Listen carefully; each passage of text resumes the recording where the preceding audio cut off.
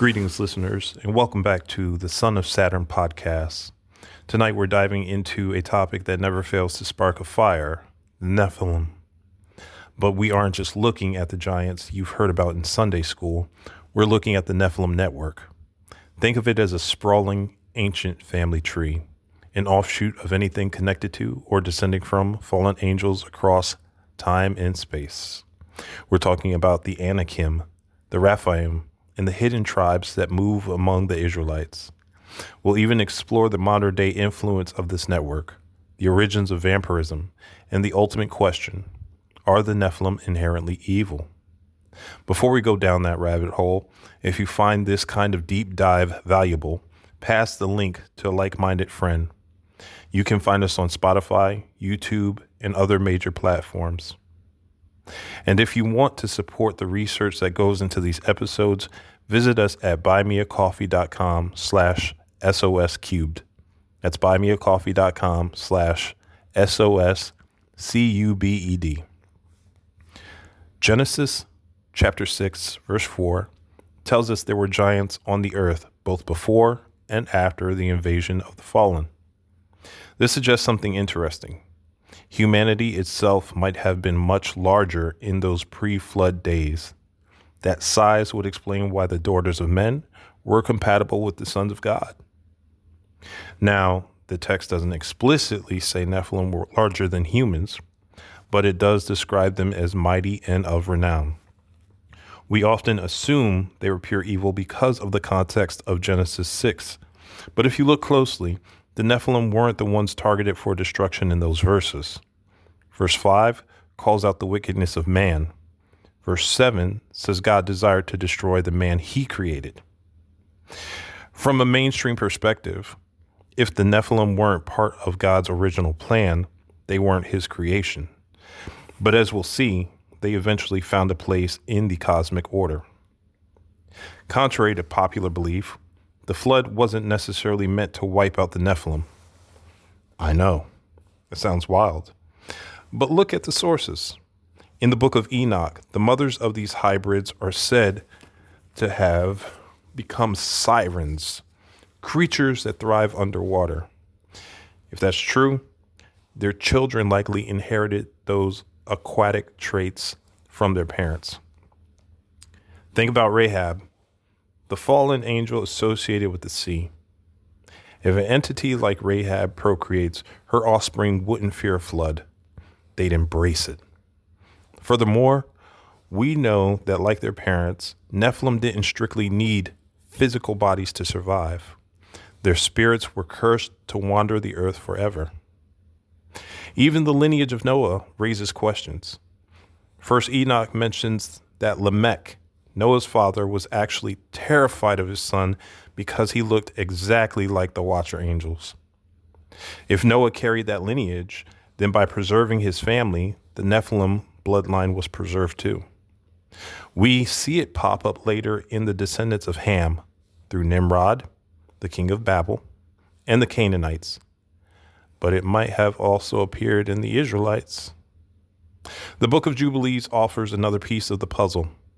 It tells us that Mastema, an entity often equated with Satan, requested that 10% of the Nephilim be spared from destruction. Why? To be used as a tool for divine judgment. Under Mastema, these Nephilim were tasked with testing mankind. Is this group good or evil? It's a gray area. Psalm chapter 78, verse 49 even mentions God sending evil angels to do his bidding. If it makes you wonder, was humanity's drive to wipe out these tribes a quest for holiness or an attempt to kill the judges and escape their own judgment? We often lump these tribes together, the Anakim and the Raphaim, but they are distinct. The Anakim are described as great and tall, giants. Think Goliath and the Philistine champions. But interestingly, there's no historical record of the Anakim claiming to be divine. They were just massive. The Raphaim, however, are a different story. They explicitly claimed authority through divine relationship. They were viewed as minor gods, healers, ancestors, and titans. In Ugaritic texts, they act as a brotherhood. And while the modern Bible paints them as the enemy, some may have actually been allied with the God of the Old Testament. Take Joshua, the son of Nun, or Nun, however you pronounce it. In Egyptian mythology, Nun is the goddess of the primordial chaos and the watery abyss. Is it a coincidence that a man with that name was a superhuman war hero? Or look at the judges in the book of the same name. Shamgar, who killed 600 men with an ox goad. Gideon, who routed an entire army with just 300 men. Samson, who ripped lions apart and toppled temples with his bare hands. We're told these were anointed feats, but couldn't the same be said of the demigods of other nations? These aren't the feats of normal human beings. There is, of course, a dark side. Having divine power trapped in a physical shell is overwhelming. It creates an insatiable hunger, a need for massive amounts of energy that can lead to cannibalism and monstrous behavior. This brings us to vampirism. There's a metaphorical side to this represented by the jester, a symbol often linked to the Nephilim. The jester mocks and mimics society.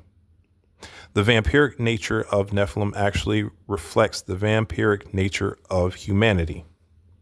Look at the Western world. We are endlessly hungry because our food lacks nutrients. We crave validation from social media like a drug, consuming attention without giving back. We are a society of consumers. Most people hate the Nephilim because they are a mirror, and people hate the truth the mirror reflects. The second aspect is the hungry ghost. In ancient cultures, ancestors who weren't honored became thirsty, restless spirits. For the Nephilim spirit, who possesses the divine essence of the Watchers, that craving is multiplied 1,000 times. Armed with the knowledge of their divine parents, they have more influence over the living than any human ghost ever could. Therefore, they could feed more. So, are the Nephilim evil? Or are they just misunderstood?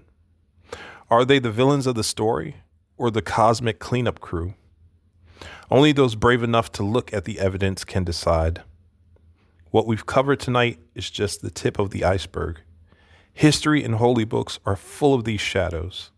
The question is, will you be the one to go looking for them? If you've had an encounter with these beings or have thoughts on the network, email us at soscubed@gmail.com. I'd love to hear your story. Until next time, remember, try taking a look at the world from a different angle.